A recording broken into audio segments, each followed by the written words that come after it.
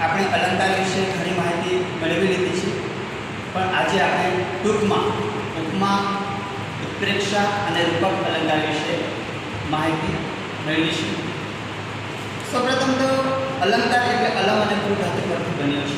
અલમ એટલે શોભા અને કુ એટલે કરનાર, એટલે કે શોભા કરનારને આપણે અલંકાર કહેવામાં આવે છે. અલંકારના બે પ્રકાર, શબ્દ અલંકાર, અર્થ અલંકાર. તો આપણે અર્થ અલંકારની અંદર આજે આપણે ઉપમા, ઉત્પ્રેક્ષા અને રૂપક અલંકાર વિશે વાત કરીશું. તો અહીં મેં ઉદાહરણ લખેલું છે કે મનીષાનું મુખ ચંદ્ર જેવું સુંદર છે. મનીષાનું મુખ ચંદ્ર જેવું સુંદર છે. ઉપમા અલંકારની અંદર ચાર બાબતો મહત્વની છે: ઉપમેય, ઉપમાન, સાધારણ ધર્મ અને ઉપમાવાચક છે. તો અહીં ઉપમેય એટલે જેની સરખામણી કરવાની છે તે એટલે ઉપમેય. મનીષાનું મુખ એટલે અહીં મુખ ઉપમેય છે. ઉપમાન એટલે જેની સાથે સરખામણી કરવાની છે તે એટલે મુખની સરખામણી કોની સાથે કરવાની છે? ચંદ્ર, એટલે અહીં ચંદ્ર એ ઉપમાન છે. હવે સાધારણ ધર્મ, તો ઉપમેય અને ઉપમાન વચ્ચે રહેલો જે સમાન ગુણ છે એટલે એ સાધારણ ધર્મ. તો અહીં મુખ પણ સુંદર છે અને ચંદ્ર પણ સુંદર છે, માટે અહીં સુંદર એ સાધારણ ધર્મ છે. હવે ઉપમાવાચક શબ્દ એટલે કે ઉપમેય અને ઉપમાનને જોડતો શબ્દ, સમાન દર્શાવતો શબ્દ, એટલે કે જેવો, જેવી, સમાન, તુલ્ય, સમવડો વગેરે.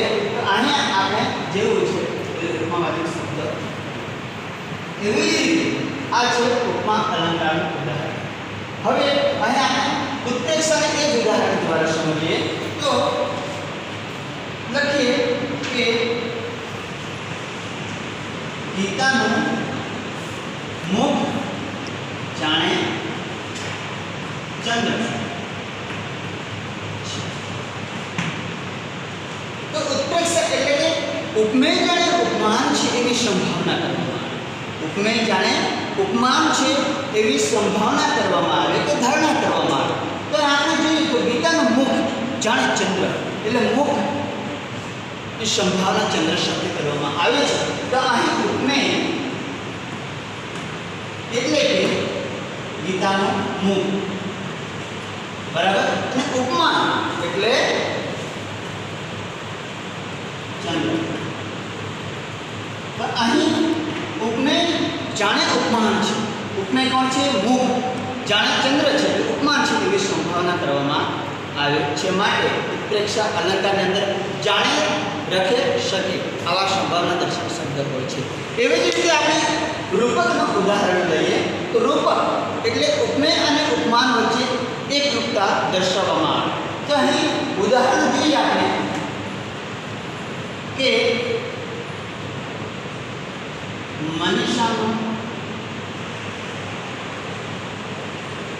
મુખચંદ્ર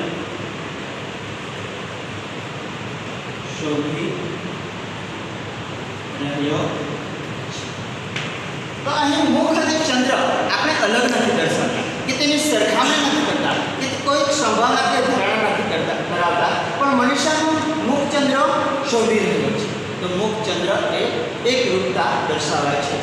જેથી આપણે હવે ઉપમા, ઉત્પ્રેક્ષા અને રૂપક અલંકાર આપણે સમજાઈ ગયો હશે.